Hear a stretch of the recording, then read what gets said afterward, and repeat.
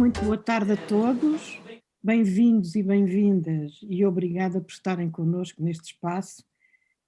Este é mais um dos encontros promovidos pelas Inquietações Pedagógicas, um grupo que existe já há muitos anos, desde o início deste século, e que visa promover o debate baseado no conhecimento da realidade, da ciência, da educação. E, em geral, nós convidamos especialistas, professores, alunos, pessoas que não pertencem exatamente ao grupo, para introduzir os debates nas nossas tertúlias. Desta vez decidimos que somos nós que vamos falar e vamos introduzir o debate, esperando que depois haja uma participação viva. E decidimos, porquê? Porque resolvemos sistematizar propostas que foram sendo construídas ao longo destes muitos anos em que já trabalhamos, em que vos ouvimos, e como viram no convite para esta tertúlia, organizámos um texto que foi publicado no Jornal de Letras no dia 23 de fevereiro, que está no nosso blog e também no convite para esta tertúlia, na página de Facebook. Esperamos que tenham conseguido ler o texto e se não conseguiram, se não tiveram tempo, fica aí o desafio, porque aquilo que vamos tratar é em torno deste é que nós sistematizamos propostas que fomos produzindo ao longo destes anos. E porquê esta iniciativa agora? Razões que se prendem com a política educativa, decidimos no fundo elaborar este texto porque vivemos numa época especial, a transição entre legislaturas, e porque se diz que neste tempo há vontade de ouvir todos. E resolvemos fazer, digamos, este texto porque achamos que há muita coisa que já foi realizada. Por exemplo, houve uma grande progressão nas taxas de escolarização, há no terreno pertinentes propostas de reforma, de que destaco, e já temos destacado e debatido estas questões, como o perfil do aluno à saída da escolaridade obrigatória, a escola inclusiva, que é decisiva na construção de uma educação para todos, e outras propostas de reforma. Mas sabemos também que há problemas graves na implementação destas reformas. Ainda há bocado nos diziam que estas reformas são interessantes, mas que há escolas que não deram por elas. E há aqui, de facto, um desencontro que era importante discutir e que nós temos vindo a discutir, e daí a bocado as colegas falarão, e o colega falará um bocado disso. Depois, também gostávamos de trazer aqui algumas questões que nos preocupam. Por um lado era apresentar estas propostas, mas por outro lado relembrar algumas questões que nos preocupam muito e que têm a ver com o mundo em que vivemos, e eu sistematizo para não vos tirar tempo: as alterações climáticas, a pandemia, a saúde dos povos, a insegurança, os direitos humanos estão postos em causa por estes dias, e digamos que propostas, por exemplo, da Unesco, o recente relatório sobre o repensar juntos os nossos futuros. Outra grande questão, além destas, é que de facto a ciência tem avançado muito e confronta-nos diariamente com novas descobertas, com novas soluções e com a necessidade de aprender todos os dias, de uma educação ao longo da vida que nos confronte com a necessidade de aprender, de usar novas lentes para ver a realidade, e quando falo de novas lentes falo da transdisciplinaridade, de lentes que não despartilhem o conhecimento, e também uma outra preocupação que nós temos é com uma melhor gestão dos nossos recursos. E no fundo vou agora passar, digamos, a grandes causas na educação que têm organizado e que organizam esta nossa intervenção, que depois vai ser apresentada pelas colegas e pelo colega, e que, digamos, que as trabalharam e que as vão pôr à vossa discussão. Grandes causas da educação, vou referir.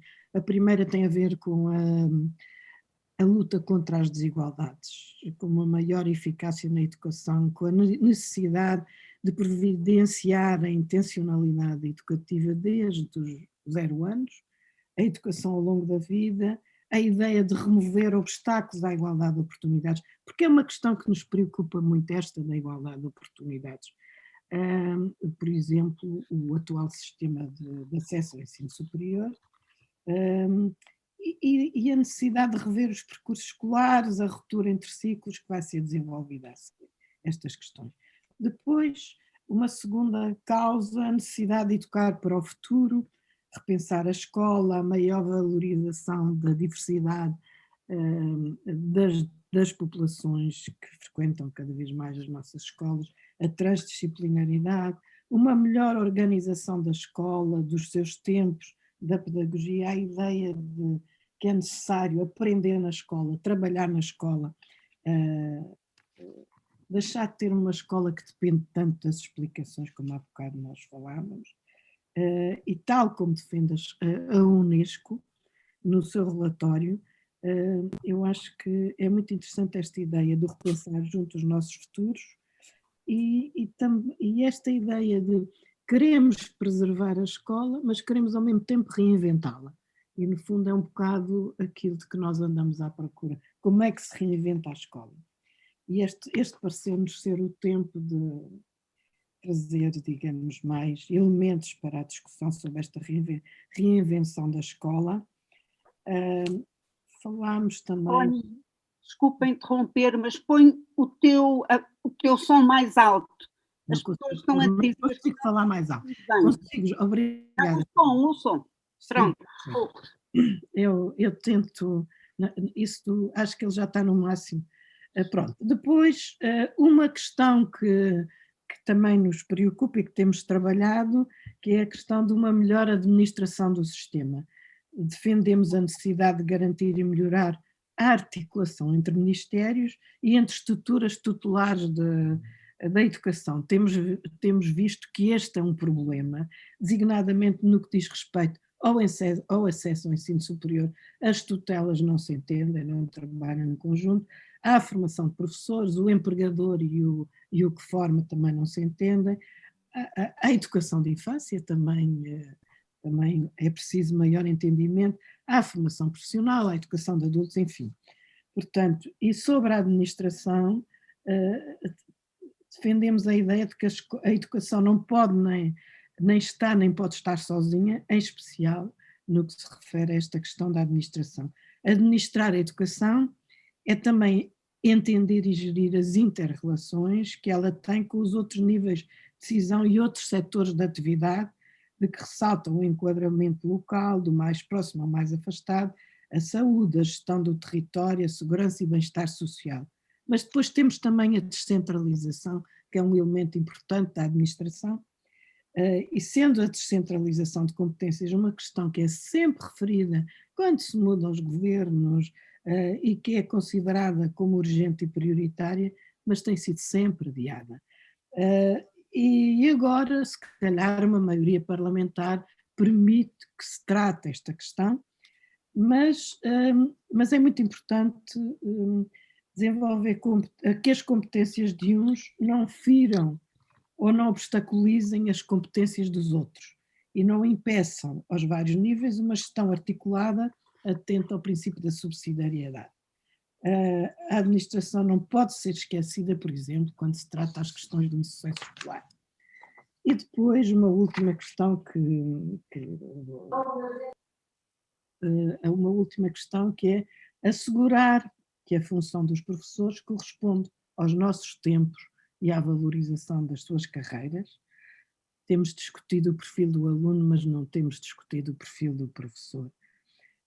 O perfil do aluno é quase ignorado, mas o perfil do professor ainda mais. E, portanto, este é um debate que temos que fazer e que também vamos aqui aflorar. E é preciso ter coragem para trazer estas questões para o debate e para a mudança. Não podemos continuar a ter professores que em 10 anos conhecem 10 escolas, Isto não ajuda os alunos, não ajuda os professores, está na origem do mal-estar dos professores, mas também do insucesso dos alunos. E para terminar e passar aos meus colegas, queria dizer que estamos muito gratas e gratos pela sugestão e colaborações que temos recebido ao longo destes anos e que vão ver aqui algumas das vossas propostas nestas intervenções que vão ser feitas a seguir.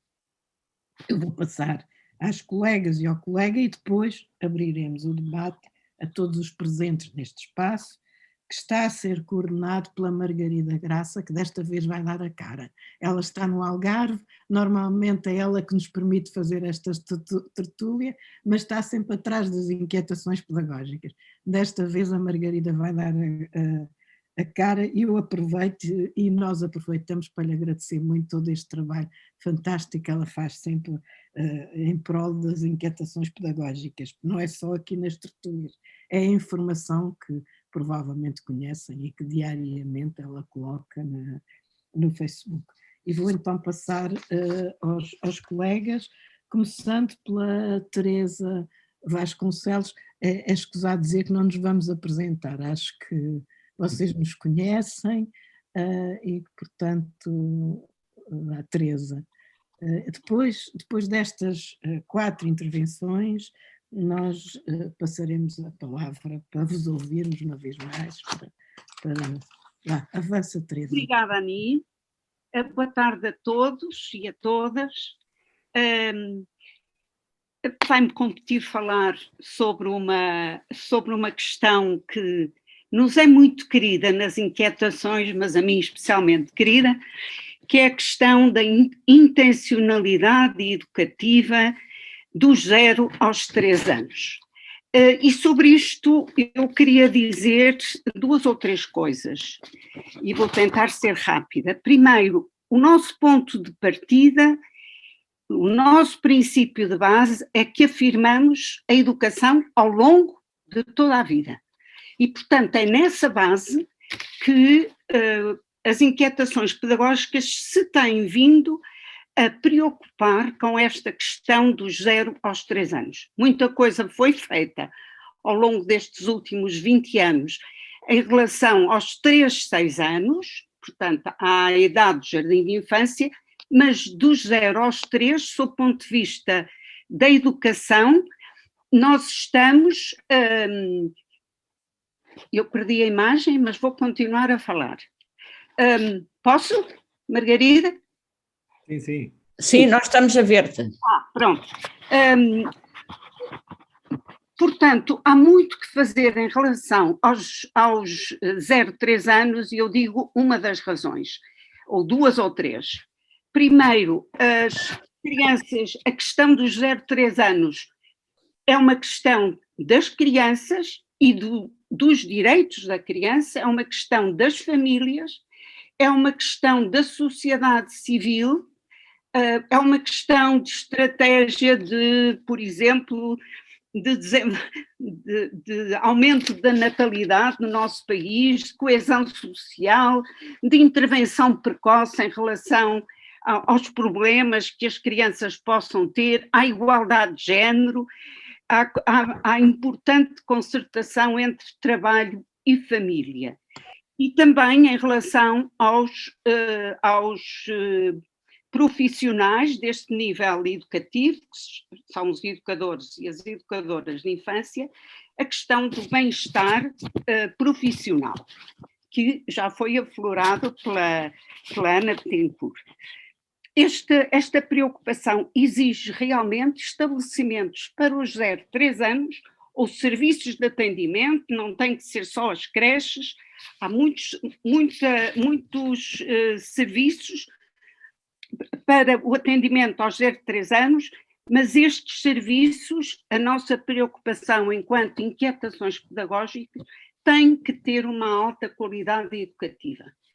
Não é só acolher as crianças, não se trata apenas de as socializar, como se costuma dizer, vão para a creche e aprendem a socializar-se, não. É preciso realmente uma intencionalidade educativa em relação aos 0-3.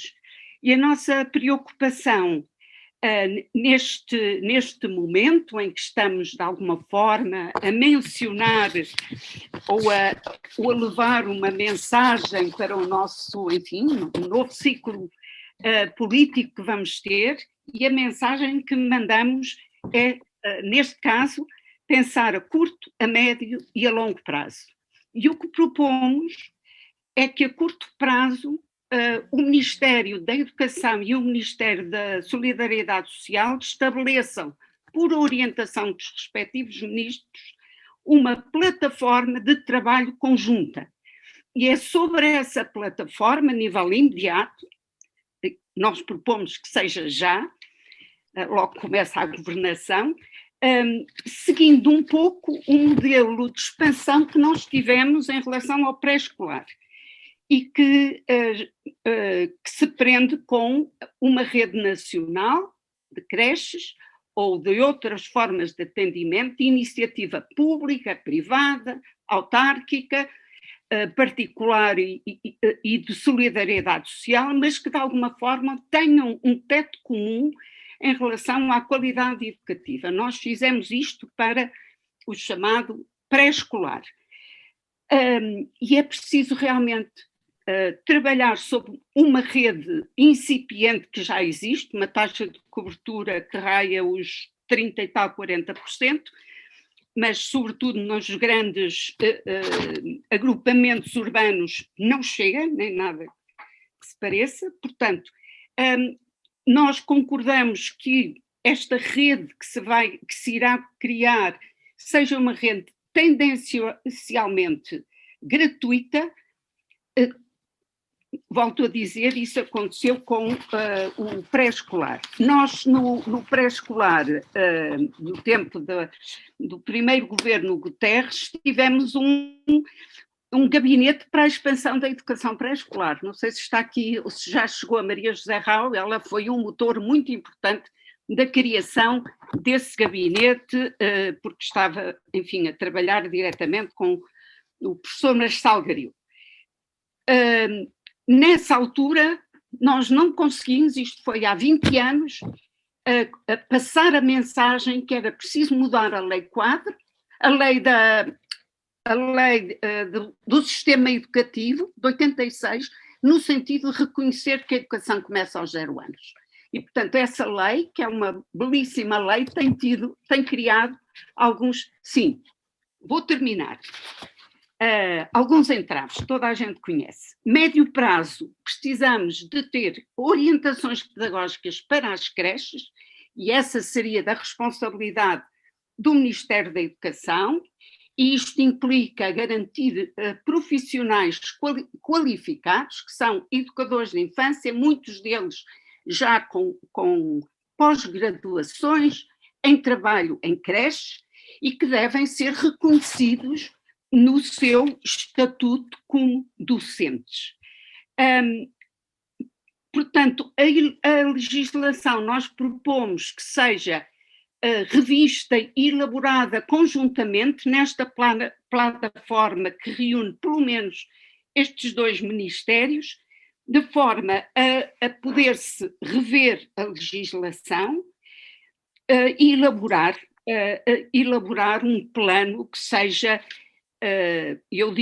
dizemos isto, a médio prazo, para que se expanda a educação dos 0 aos 3. A longo prazo, temos,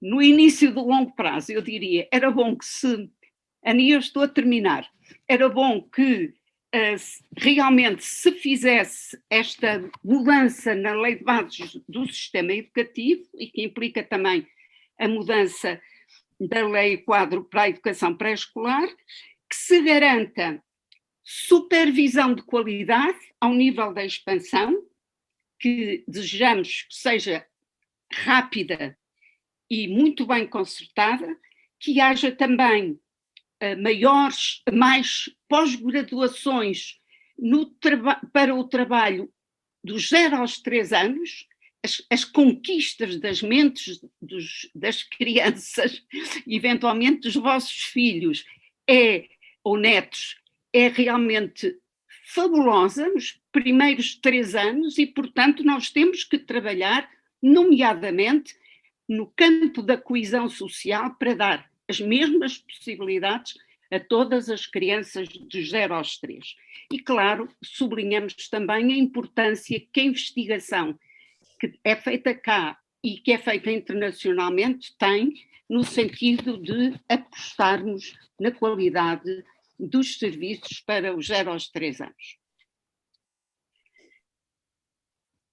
Obrigado. Estás sem som.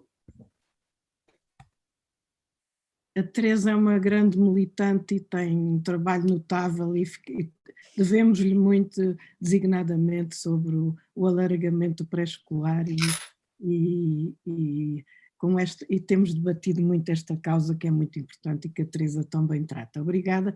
Vou passar agora à Lourdes Serrazina. Boa tarde a todos, obrigada Ani. Cabe-me a mim falar sobre a questão da igualdade, obstáculos que nós detectamos à igualdade de oportunidades que a escola pública deve promover para todos e entre esses obstáculos nós consideramos que a escola ainda tem um caráter muito transmissivo e com alguma dificuldade na promoção e desenvolvimento de capacidades, atitudes, competências que são indispensáveis para uma cidadania ativa, como se espera que seja, cidadãos plenos no século XXI. Sabemos que os alunos que chegam hoje à escola são alunos muito diversos, com muitas diferentes culturas e outros aspectos, e a escola tem tido muita dificuldade em diferenciar práticas e, portanto, de modo a responder a toda esta diversidade.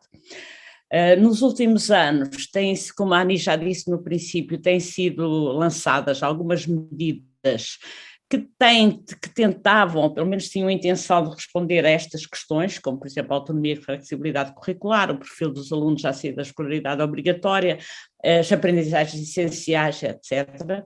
Mas estas medidas, parece-nos a nós, que têm tido alguma dificuldade em chegar às escolas, aos pais, aos professores. Parece-nos que falta espaços, tanto na escola como fora da escola, mas falta espaço e tempo para, nomeadamente, os professores poderem debater, poderem pensar, poderem discutir práticas inovadoras, práticas que sejam aquilo que pensamos que podem ser propícias ao desenvolvimento das competências necessárias. Temos consciência que existe um profundo hiato normalmente entre a altura em que se lançam medidas e a sua concretização, mas é preciso criar condições para que isto aconteça. Se não há condições para que isso aconteça, essas medidas continuarão sempre no papel, não é? E não chegam realmente onde elas devem estar, que é nas escolas. E a ideia de, por exemplo, ligar à questão da formação, o debater as práticas que promovam esse desenvolvimento é uma ideia importante que é preciso concretizar e dar condições às escolas e aos professores para que possam fazer essa concretização. Depois, é preciso avançar por uma reforma curricular que promova a interculturalidade, a interdisciplinaridade, que promova valoriza a ciência, a cultura, o desenvolvimento de competências de intervenção em cidadania ativa. E tudo isto com a colaboração das escolas e dos professores. Também pensamos que, em termos de organização do sistema educativo, já há muito se tem falado neste aspecto. A existência, por exemplo, de 3 ciclos tão marcados no ensino básico não nos parece, e isso tem havido muito debate à volta disso, que seja a melhor solução, nomeadamente a existência de um segundo ciclo de 2 anos espartilhado entre um primeiro ciclo de 4 e um segundo ciclo e um terceiro ciclo de 3. Portanto, pensamos que é a altura de voltar a discutir este aspecto, reequacionar e, portanto, isto exigiria uma alteração da lei de bases, que ali, juntamente com os 0 aos 3, que a Teresa acabou também de defender, poderia também ser reequacionada esta ideia, porque é sobretudo muito importante, e todos nós sabemos isso, que a transição entre ciclos é muitas vezes um obstáculo também na promoção de igualdades e há realmente, por vezes, uma transição muito brusca em idades que são idades em que isso não devia acontecer, como por exemplo quando se acaba o primeiro ciclo com 9 anos e se vai para um segundo ciclo em que se muda de um professor muitas vezes para 14 ou 12 ou 13, ou seja, um número muito grande, portanto é uma transição abrupta e essas transições deviam ser suaves e com 3 ciclos em 9 anos é quase impossível fazer isso. Portanto, essa transição tem que se pensar como fazer uma transição gradual, de modo que as crianças vão continuando a sua aprendizagem. E para já era isto. Depois do debate, com certeza surgirão outras mais ideias. Muito obrigada, Lourdes. Eu vou passar agora ao Adelino Calado. Sim. Muito obrigada, Lourdes. Acho que colocaste aqui algumas das questões que são as nossas grandes preocupações. Adelino, faz favor. Obrigado, Anny. Boa tarde a todos. Na sequência, quer do que disse a Teresa, quer do que disse a Lourdes, e na procura que o nosso sistema de ensino tem no sentido de tratar as desigualdades, tem vindo a ser publicados ao longo dos últimos tempos vários documentos legislativos que vêm no sentido de tentar resolver algumas destes problemas, a autonomia, a flexibilidade, o perfil, as aprendizagens essenciais.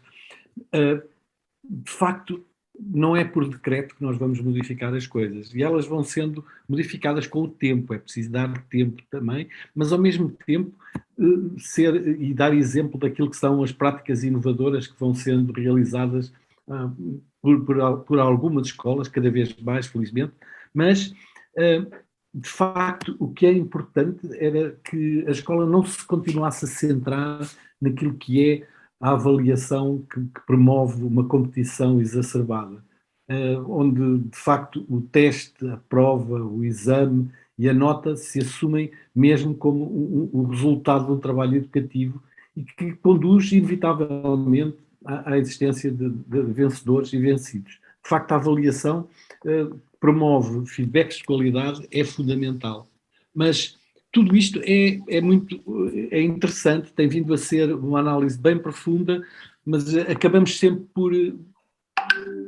por bater naquilo que é o resultado e na eliminação daqueles que são os menos aptos, ou seja, hierarquizando numa competição exacerbada, no sentido de encontrar os melhores resultados para o acesso ao ensino superior. O acesso ao ensino superior, aquilo que tem feito é, do nosso ponto de vista, tal como ele está, há 20 anos para cá, conduz à total perversão daquilo que é o excelente e consensual perfil dos alunos e condiciona todas as metodologias e estratégias nos processos de ensino e aprendizagem e cria até percepções e práticas desajustadas.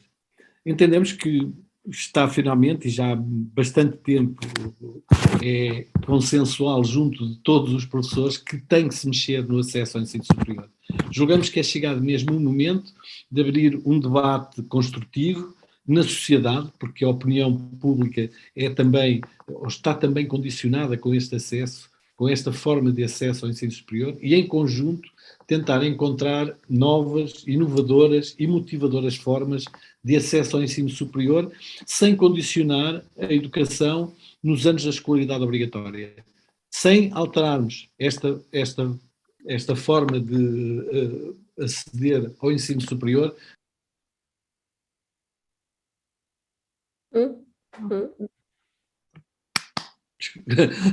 Já liguei. Foi o dedo que caiu lá. Vamos estar sempre condicionados pelo acesso ao ensino superior e pela forma como se trabalha. Não é por acaso que cada vez a indústria das explicações está mais intensa, porque o acesso continua a ser demasiadamente competitivo e eliminatório. Eu ficaria por aqui, acho que já foi um pontapé de saída que é muito discutível e penso eu que podemos abrir e devemos abrir à discussão de todos. Muito obrigada, Adeline, porque lançou aqui um debate que é muito consensual entre nós. O que é muito consensual é a necessidade de alterar esta situação e também esta necessidade de ter coragem para pelo menos debater e saber o que se faz noutros países, porque assim não vamos lá com as desigualdades, sobretudo os obstáculos, como a Adeline disse, à avaliação, à valorização da diversidade, enfim, todos esses obstáculos. E eu agora vou passar à Margarida Graça. Bom, então, boa tarde outra vez. Falar dos professores não é fácil, por muitos motivos, mas vamos ver. Ia falar em 3 aspectos: nas condições de trabalho, na formação e na carreira docente. Os professores são fundamentais na educação para todos numa sociedade democrática. Isto é o que nós achamos. Não haverá nenhuma máquina que os possa substituir. Somos humanos. O trabalho docente é uma ação transformadora na construção de uma sociedade democrática, como diz a Teresa Vasconcelos.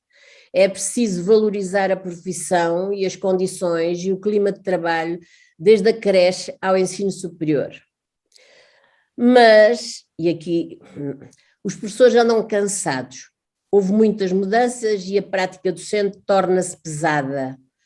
A multiculturalidade, a democratização do acesso à escola, e ainda bem, as tecnologias, muitas plataformas, instabilidade do local de trabalho não permitindo continuidade, a organização ainda muito tradicional da escola, professores com muitas turmas e muitos alunos, porque cada turma ter poucas horas por semana, inúmeras indicações emanadas de diferentes departamentos do Ministério que é preciso ler, diferentes projetos vindos de fora da escola, causando por vezes dispersão no projeto da escola, a pandemia e o ensino à distância e as plataformas.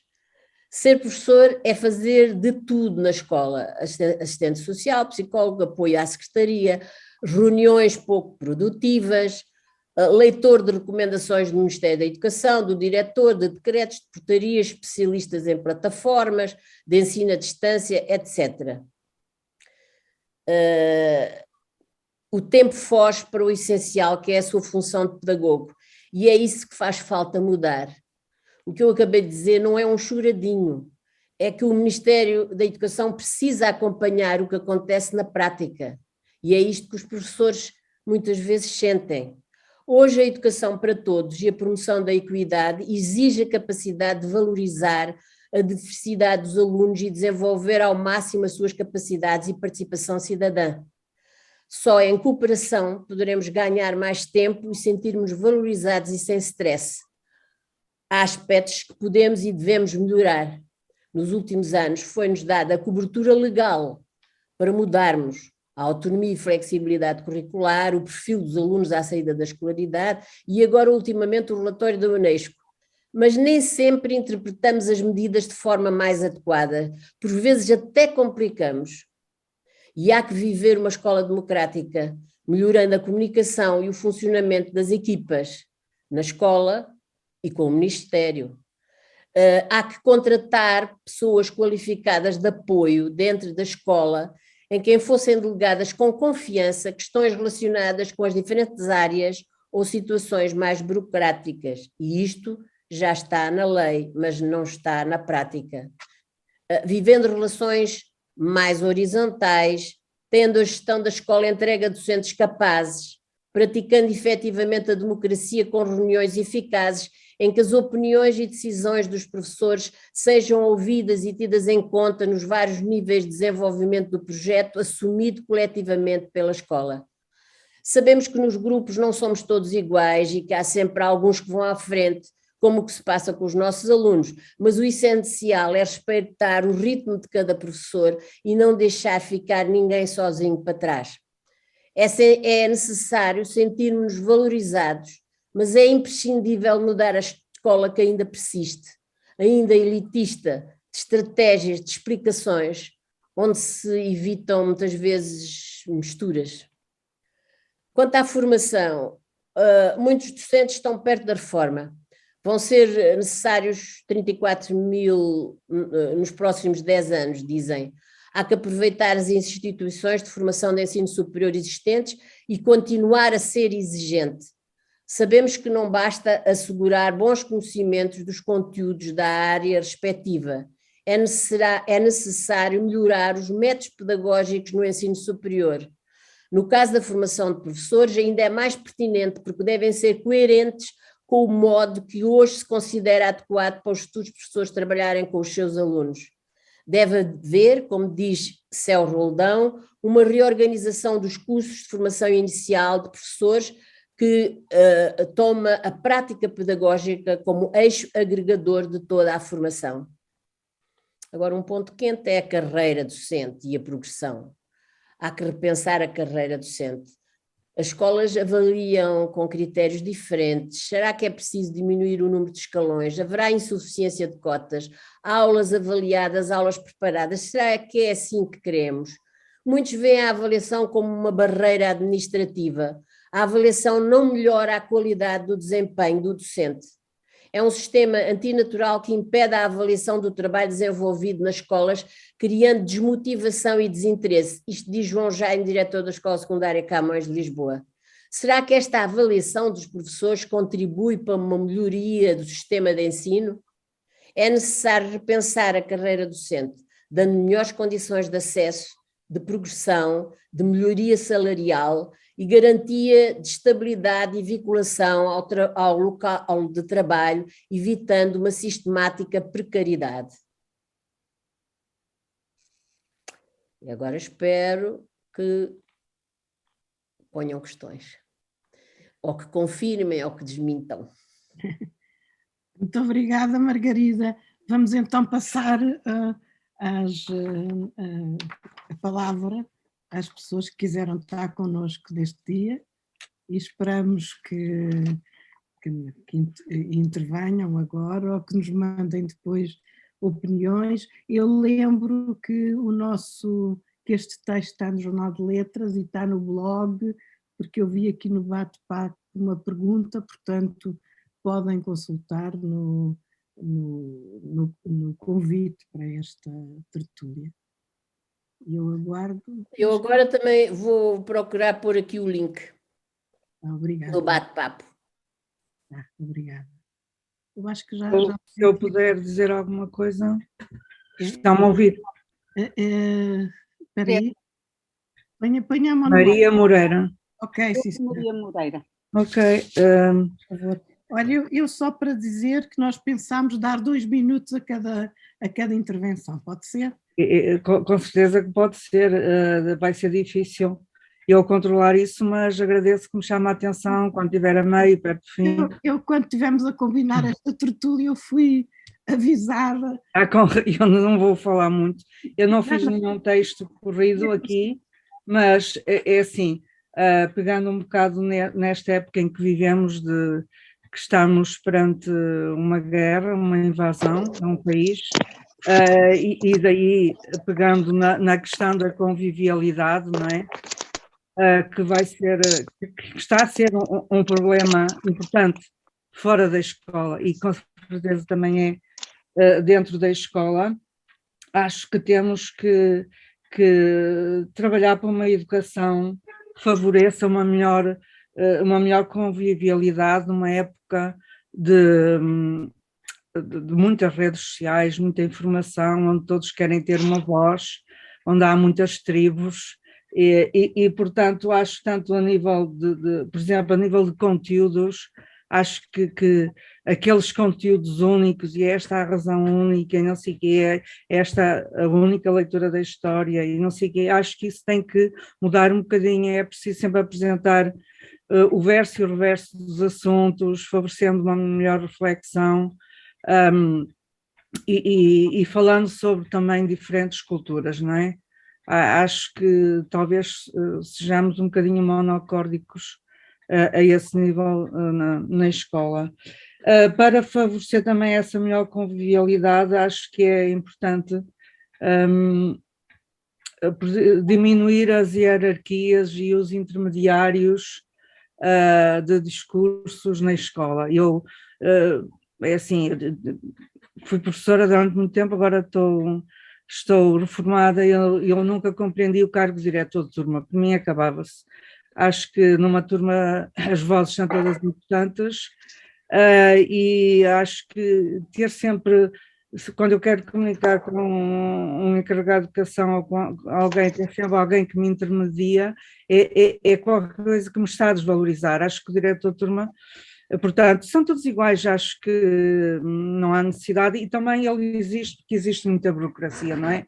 E sabemos o que é que normalmente a burocracia faz no mundo, portanto, barra o acesso a muita coisa, não é?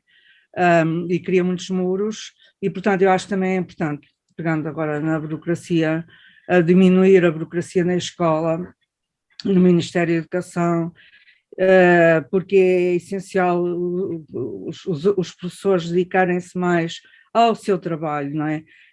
Gastarem mais energias e mais tempo na parte pedagógica, na parte didática. A pedagogia é super importante, a parte didática também.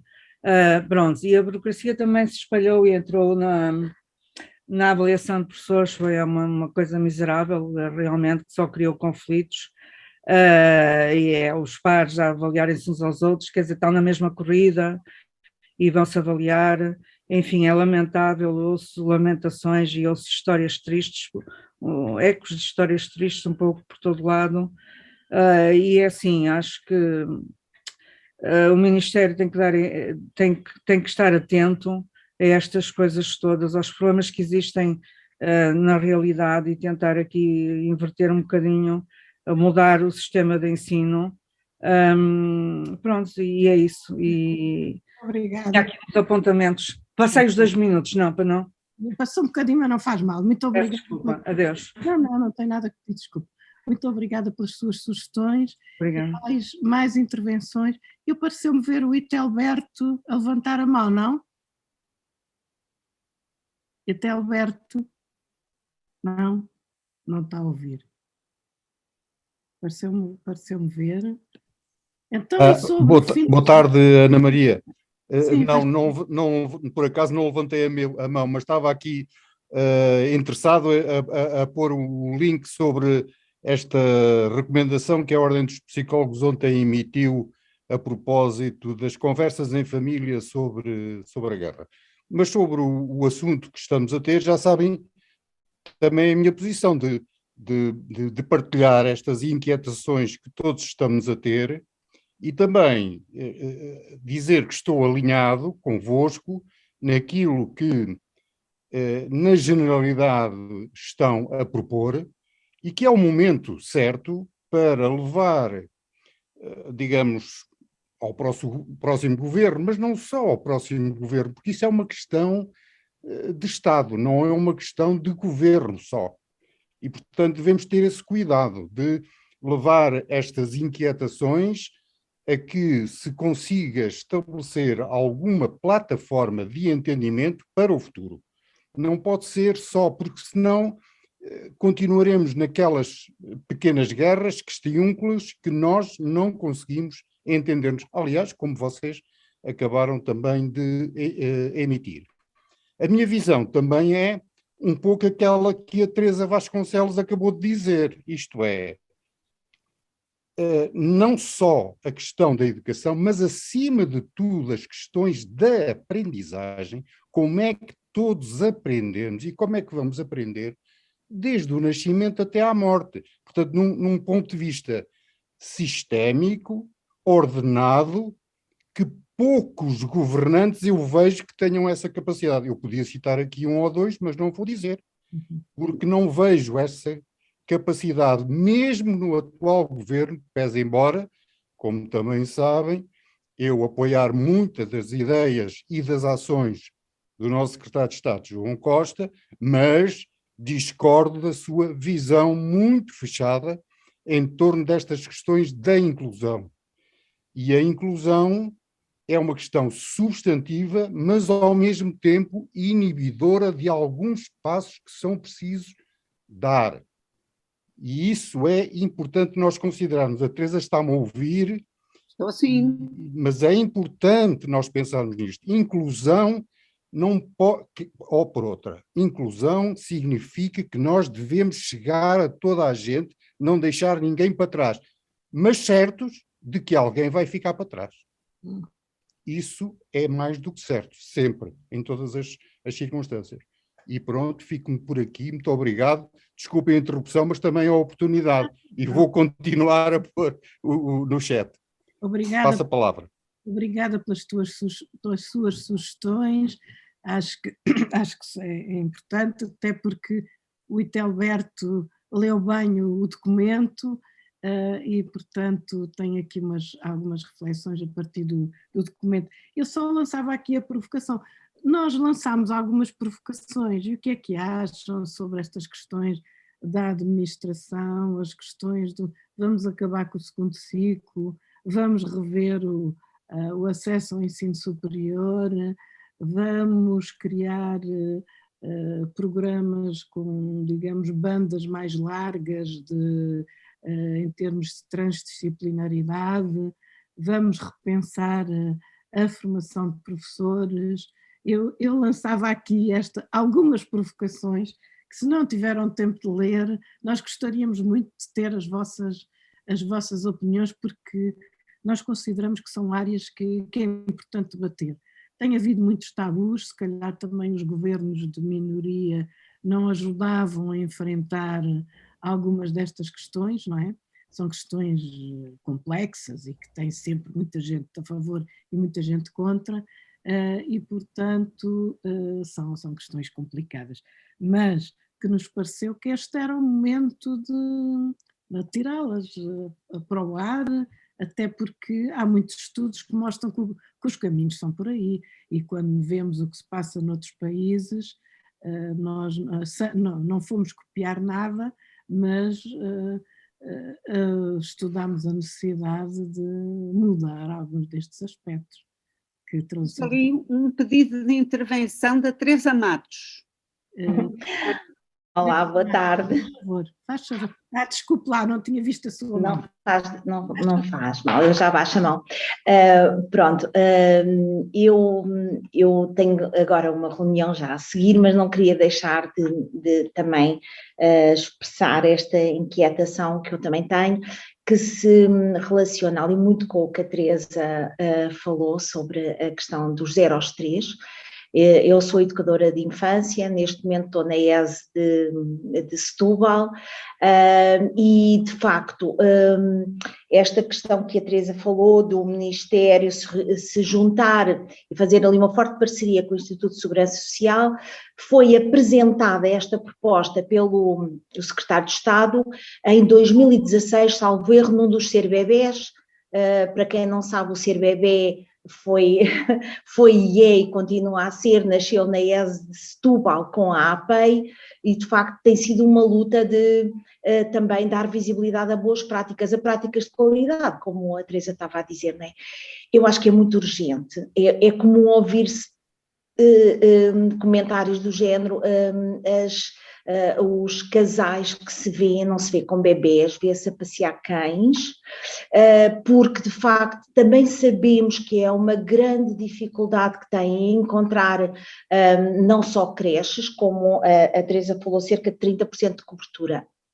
E eu acho que esta é um momento. Eu agora no último CBB, que foi no passado sábado, o presidente da APEI disse que dentro em breve, talvez em março, se conseguisse uma reunião, a Teresa está a dizer que sim com a cabeça, provavelmente saberá isso melhor do que eu, uma reunião exatamente na Assembleia. Pronto, isto tudo atrasou um bocadinho por causa de toda a situação, exatamente para se perceber que políticas é que podem ser, a questão das orientações pedagógicas para a creche, a criação de uma rede de creches e o reaproveitamento, digo eu, de algumas que já existem, não sei, mas é mesmo muito, muito urgente, muito urgente. E deixem-me só dizer isto, é que encontram-se imensas educadoras que gostavam imenso de estar em creche, mas que o tempo não é contado, como sabem, quando tiverem a necessidade, porque a vida dá muitas voltas, de, por exemplo, concorrer à rede pública e, portanto, nada desse tempo vai ser contado e algumas querem sair das creches e são excelentes educadoras e, portanto, há aqui, assim, muitas questões que se cruzam, como a Margarida também falou ainda há bocadinho das questões da... Bem, é imensa coisa, mas pronto, só gostava de dizer que é também uma preocupação minha e de muitas outras pessoas que estão, e a Teresa sabe, não é? Sim. Teresa Matos, ainda bem que estás na ESE de Setúbal. Dar o melhor de mim, como costuma ser, vamos ver. É uma requisição, portanto é pouco tempo. E agora vou mesmo ter uma reunião já a seguir, de modo que eu só queria estar assim um bocadinho, mas muito obrigada pela iniciativa, porque é muito importante, devíamos estar aqui mais. Obrigada. Eu continuo a dizer que se não quiserem intervir agora e mandar-nos sugestões, estejam à vontade, sabem os nossos contactos. Temos mais intervenções? Mais alguém quer? Há um pedido de falar, da Diana. Diana, não estou a ver. Mas... Estou aqui. Olá. Diana, boa tarde. Olá, boa tarde a todos. Eu queria só responder muito rapidamente à questão da Ana em relação às provocações. Eu acho que as provocações são muito bem-vindas, mas mais do que as provocações, eu acho que aquilo que é muito bem-vindo são as propostas de ações que são concretas e são execuíveis. E a razão pela qual eu digo isto é porque eu falo neste momento de Inglaterra e um debate muito grande que tem havido em torno do relatório da Unesco, que vocês têm feito referência hoje, é a falta de ações concretas que se possam fazer. Ou seja, o relatório tem sido muito bem recebido pela sua mensagem, que é uma mensagem humanística e que reinventa o humanismo, além de humanismo científico, agora fala de um humanismo ético e fala das tais questões de como é que podemos preservar e reinventar a escola ao mesmo tempo, mas uma das críticas que tem sido levantada aqui é a questão de que falta um certo comprometimento político e falta uma certa reflexão crítica sobre o poder. Ou seja, todas as questões de quem toma decisões acerca do sistema educativo, quem toma decisões acerca da escola e todas as componentes políticas, sociais, históricas, económicas que fazem parte desse poder. E como eu falo de um contexto que é extremamente capitalista e neoliberal em termos da visão do propósito da educação, essa questão tem sido muito debatida aqui e por isso eu queria só louvar o facto de todas as intervenções terem falado de ações concretas que podem ser apresentadas e que têm espaço para ser executadas a nível governamental. Era só isso que eu queria dizer. Obrigada. Muito obrigada, que bom ver-te. Diana, queria lhe perguntar, está a trabalhar na educação, estes debates, onde é que se tem realizado? Já agora vamos aproveitar ter uma pessoa com outra experiência. Sim, eu trabalho no Instituto de Educação da University College London. A trabalhar, que maravilha. Sim, já há alguns anos, sim, estou cá, fiz o meu mestrado e doutoramento lá e sou professora lá também. Que bom. Obrigada. Maravilha, Diana. Foi um prazer. Fui aluna da ESE de Lisboa, já agora. Nossa, verdade. Foi um prazer vê-la aqui, foi obrigada.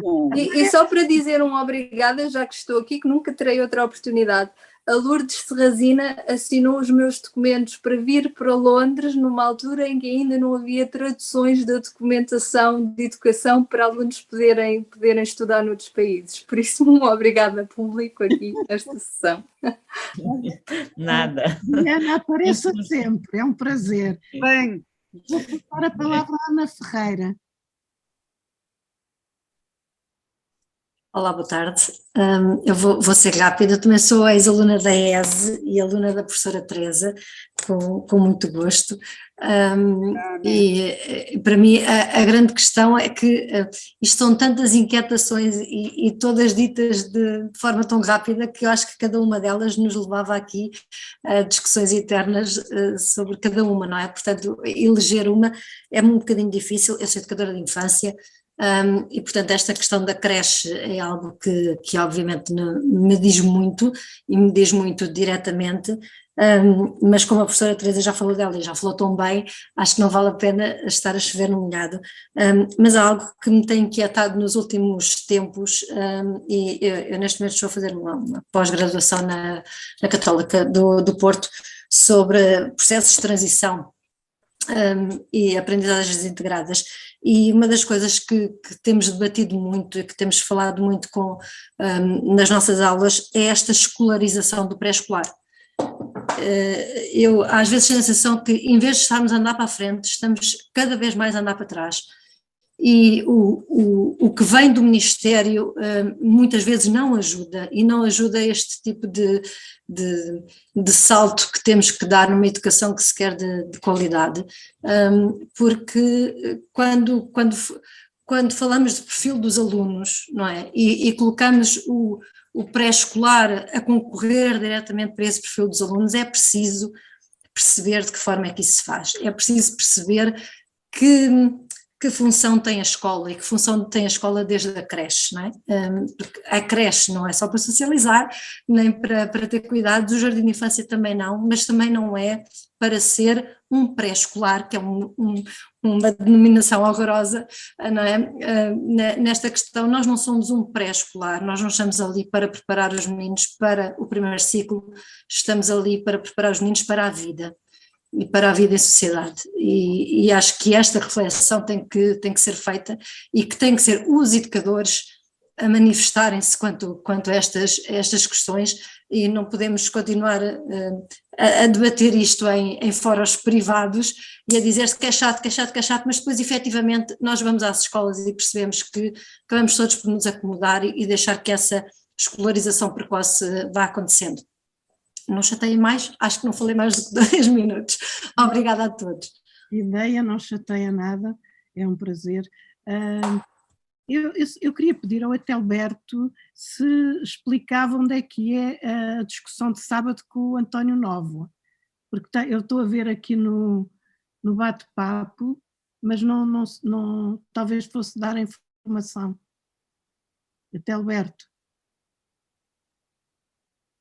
Não está a ouvir. Bom, então eu vou, enquanto ele se calhar não ouve, é que eu não... Eu vou perguntar, se calhar aos nossos intervenientes do início, se não querem dizer alguma coisa para encerrarmos, se não há mais inscrições. Ana Maria, já posso. Faz favor. Já posso. Eu estava a escrever no chat outra vez onde é que se realiza. É um webinar online promovido pela FNE e com a iniciativa da ESE Coimbra. Eu já pus o nome, mas depois posso pôr o link, está bem? Sim, senhor. É com o Marco Bento, é promovido pelo Marco Bento da ESE de Coimbra. Muito bem, muito obrigada. Nada. E, entretanto, estou a ver aqui alguém de Timor. Está aí uma colega nossa de Timor. É verdade. Não sei. Posso falar, Ani, já? Ou ainda não? Diz Teresa. Se é para falarmos já ou esperamos? Sim, eu não vejo mais nenhuma intervenção, portanto eu vou-vos passar outra vez, se quiserem. Espera aí, a Teresa Moreira quer falar. Olá, Teresa, faz favor. Desculpem lá, estava aqui a pensar, estamos para ser rápido, mas de facto eu tenho que, não é, revejo-me em tantas das vossas preocupações, e eu como professora do ensino secundário, não é, agora estamos muito virados ali para os 3 primeiros anos, mas o ensino secundário está a sofrer de um espartilhamento, não é, entre a conclusão do ensino básico e o acesso ao ensino superior, e está ali a servir claramente, a última colega que interviu a dizer que o pré-escolar não pode ser um serviço, não pode ser um ciclo preparatório para a escola, o secundário também não pode ser um ciclo preparatório para o ensino superior, não é? E é o que está a acontecer, não é? Portanto, e ninguém pensa o secundário como escolaridade obrigatória que é, não é? Já há uma série de anos. E pronto, e eu acho que de facto há alguns de nós a levantar sempre a questão, mas eu ainda não senti um movimento, e gostava muito que os nossos governantes houvesse um movimento de chamar um conjunto de pessoas que sabem destes assuntos, de outros países, não sejam dos nossos. Temos tanta gente especialista neste assunto e que se sentem a pensar e a repensar estas questões. E já agora, só gostava também de acrescentar, eu esta semana li um texto lindíssimo da Teresa Vilaverde, no Público. A Teresa Vilaverde, cineasta, procurava crianças de 11 anos, foi ao interior do país procurar crianças de 11 anos para participar num filme.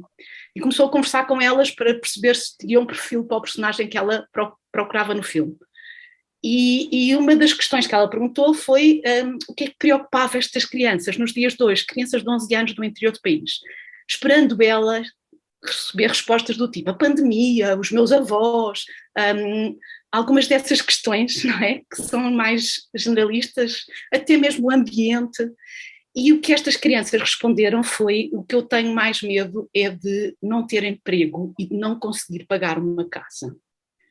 E eu acho que isto mostra um bocadinho, ou faz-nos pensar o que é que andamos a fazer na escola, não é? Para pensar, para deixarmos que as crianças estejam a fazer um percurso na escola, e a preocupação que elas têm é se não vão conseguir um emprego e se não vão conseguir pagar uma casa.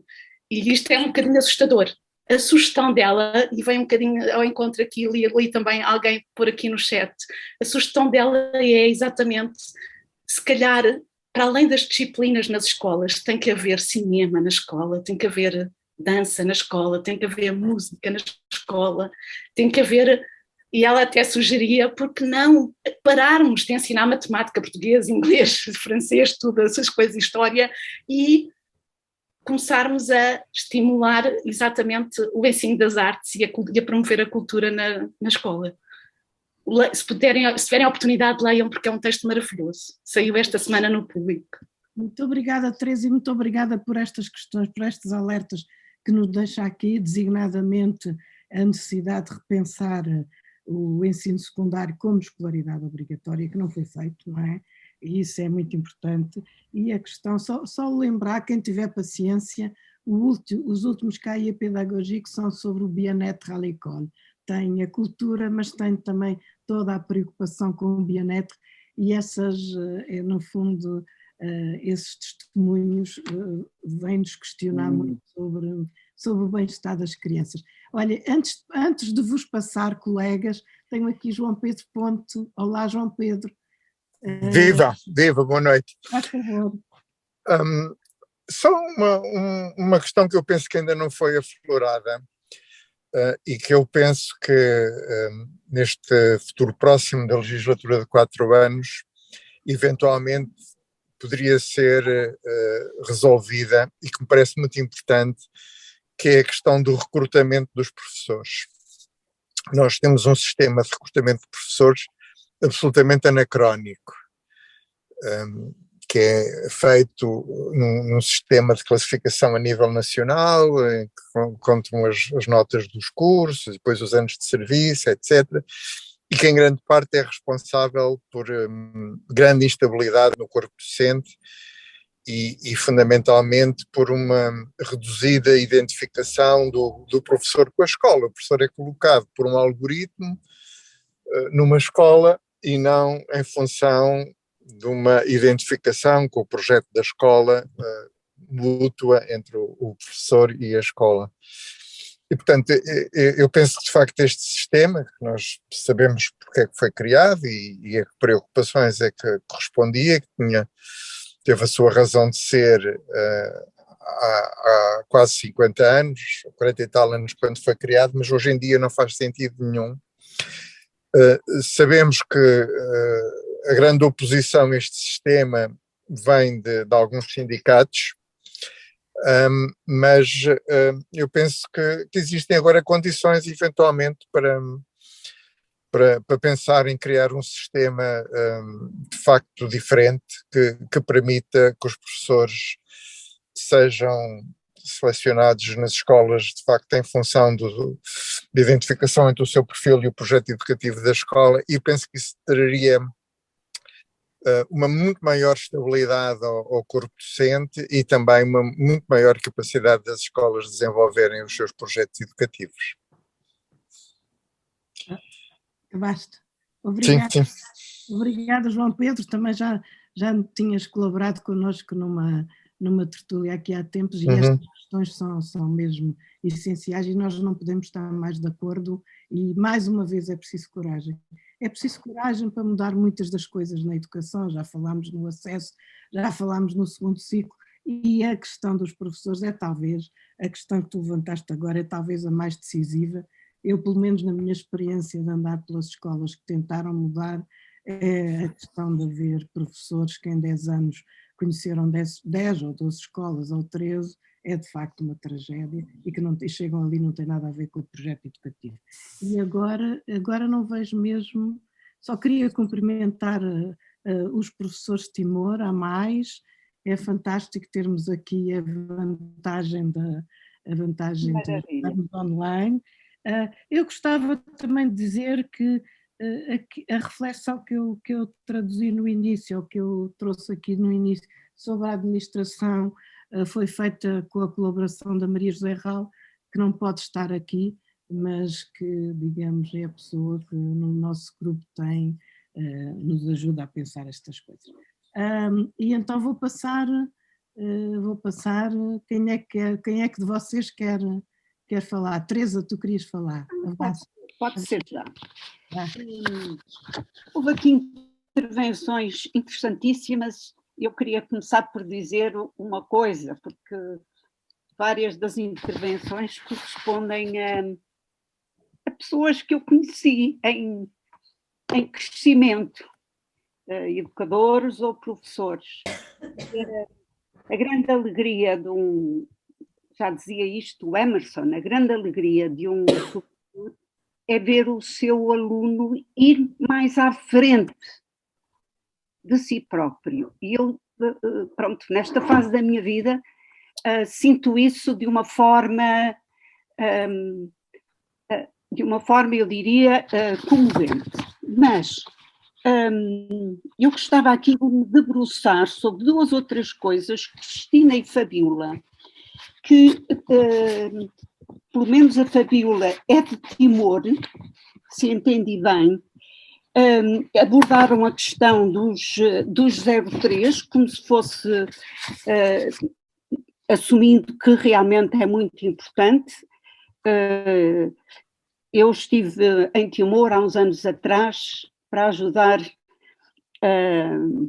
com a Fundação Soros, mas os timorenses, como bons timorenses, disseram não, nós queremos um formador que venha de Portugal, e eu lá fui, foi muito interessante o trabalho. E aqui esta questão, a meu ver, é muito importante. A pedagogia é extremamente importante, com o meu enorme respeito pela psicologia. Durante os 0 aos 6 anos, durante muitos anos, nos começos daquilo a que nós chamamos da educação, a criação de estruturas para a educação de infância, era a psicologia. Eu já sei que vão eventualmente não concordar comigo, mas eu já assisti a muita coisa, era a psicologia que ditava aquilo que os profissionais da infância deviam fazer. Eu acho que estamos num outro patamar. E a formação, como a Diana disse, uma formação mais ampla, sob o ponto de vista do entendimento do mundo em que vivemos, das forças que se jogam nesse mundo. É muito importante para entendermos o que é que nós queremos pedir à educação de infância, a toda a educação, no meu caso, na minha causa que defendo neste momento, que é prestarmos atenção à educação dos 0 aos 3. E gostava também de reforçar a preocupação que foi manifestada por uma colega do Porto, também foi a minha aluna, desculpem, mas agora somos todos colegas, que é da escolarização. do pré-escolar. Corremos esse risco. E quanto mais um sistema se expande, mais depois há interesses que se instalam, interesses de experiências que são, desculpem usar a terminologia, mas não sei outra, que são franchising e que são exportações, por exemplo, de coisas que se fazem noutras culturas, noutros países, que não têm nada a ver connosco. E esse aspecto, a esse nível temos que estar alerta. A minha experiência em Timor-Leste, e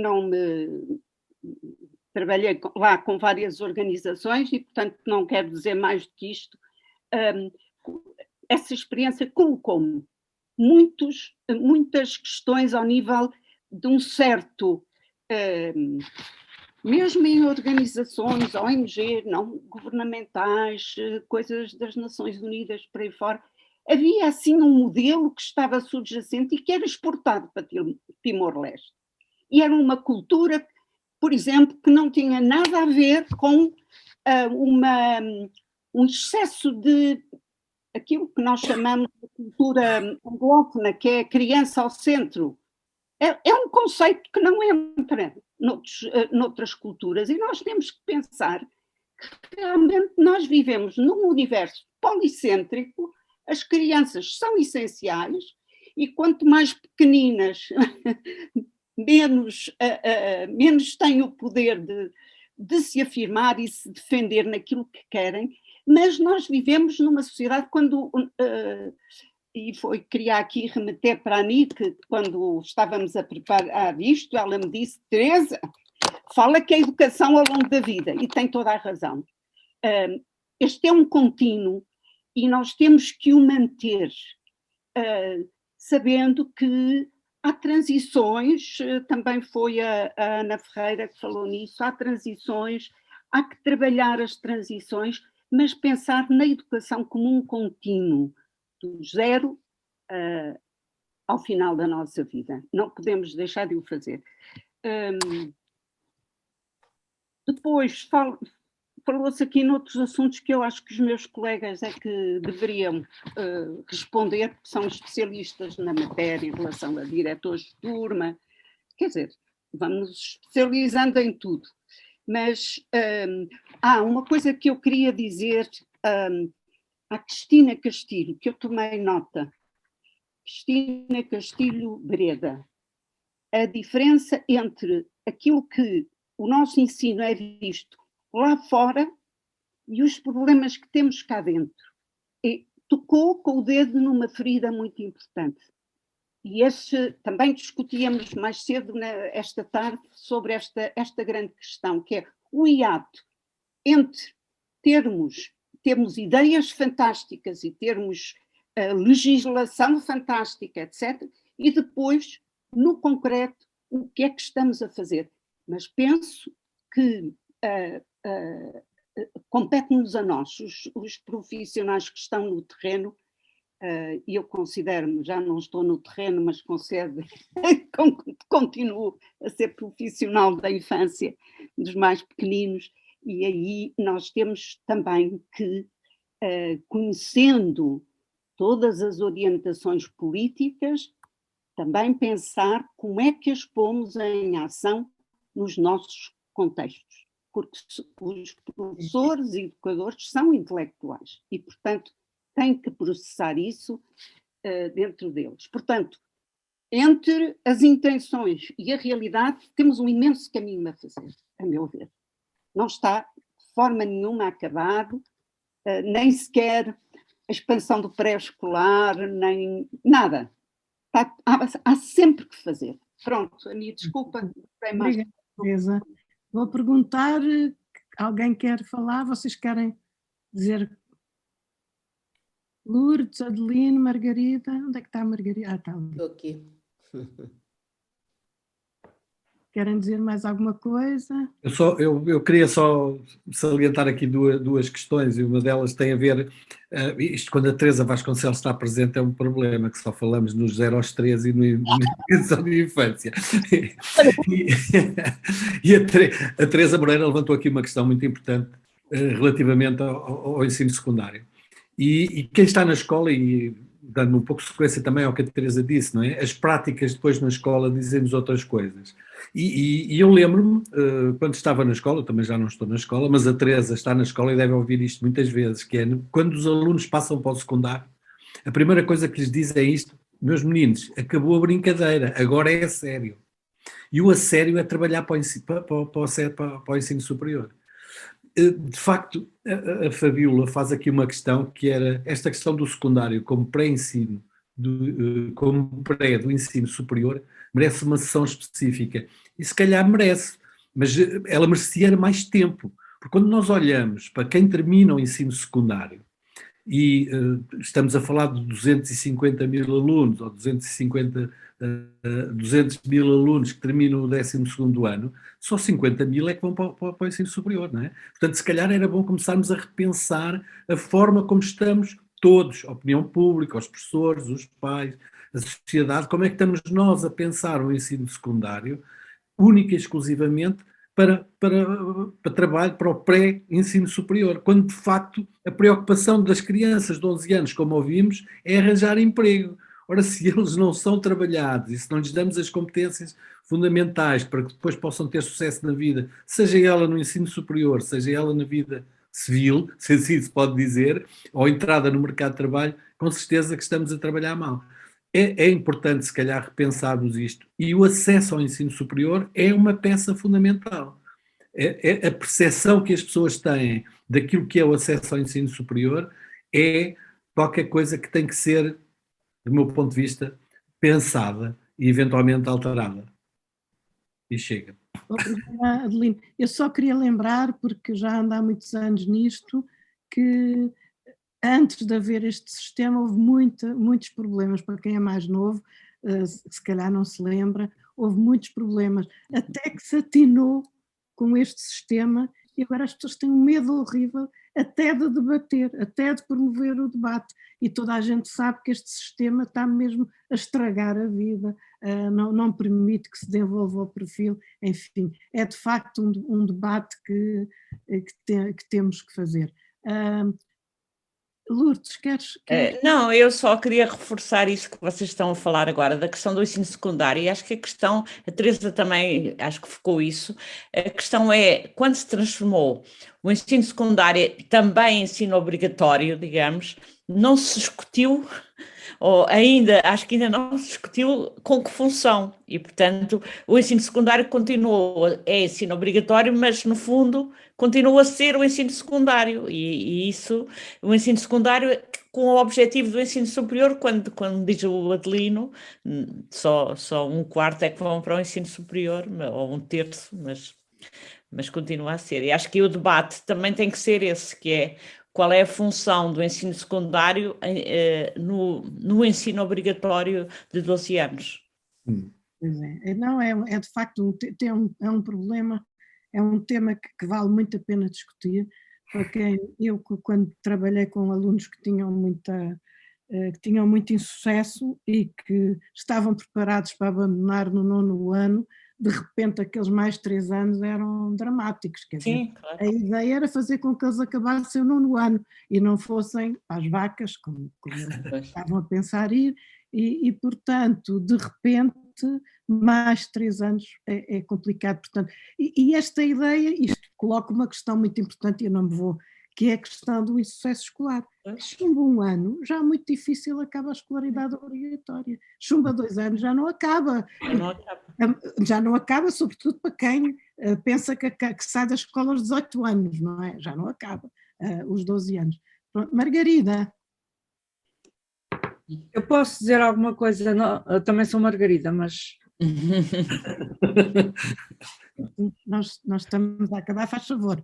Mas, não, era reforçar um bocadinho o que foi dito sobre o ensino secundário. Acho que não tem identidade própria, realmente está ao serviço da entrada para a universidade, e como isso se torna angustiante para miúdos que acabam por ter pouco acesso, ao fim e ao cabo, por razões de ordem sociocultural, não é? Sabemos quem é que tem mais acesso, mais dinheiro para explicações e não sei o quê. Acho que isso é uma questão realmente que tem que ser vista, não sei, tornando o acesso ao ensino superior, tem que funcionar de maneira diferente, talvez criando cotas para outro tipo de alunos, não é? Não ser só pelas notas, não sei, para nós fazermos, talvez, noutros contextos. E só mais uma frasinha, valorizar o ensino profissional. Eu conheço miúdos que só fizeram no ano e depois ensino profissional e estão otimamente bem na vida, enquanto uns fizeram licenciaturas e andam aí perdidos, não é? Que não servem para nada. Ok, prontos, vou-me calar. Margarida, não tem nada, desculpa, não é isso. Margarida Graça, quer... É melhor ligar o microfone, Margarida. Desculpem. Portanto, eu queria agradecer ao João Pedro ter levantado o problema da contratação de professores, que é um problema muito delicado, e sobretudo também por ter associado à contratação de professores, haver um projeto de escola com o qual os professores deviam de se identificar, o que pressupõe que as escolas tivessem um projeto de escola transparente e conhecido e com que as pessoas se pudessem identificar. Acho que foi uma boa intervenção a dele e agradeço. Pronto, quero acabar agradecendo a todos por estarem aqui conosco e dizendo que as vossas sugestões serão sempre bem-vindas. Como nós dissemos, o texto está online, é público, se quiserem mandar as chegas. Há questões que podem ser completadas, como a Margarida disse agora, e outras também, e há de facto, como diz o Adelino, o pré-escolar, os 0 aos 3 tem aqui muita força, mas oxalá realmente nós pudéssemos ser uma voz para esta causa da Teresa e de muitos, e que é muito importante. Pronto, muito obrigada a todos, até à próxima e vão mandando sugestões.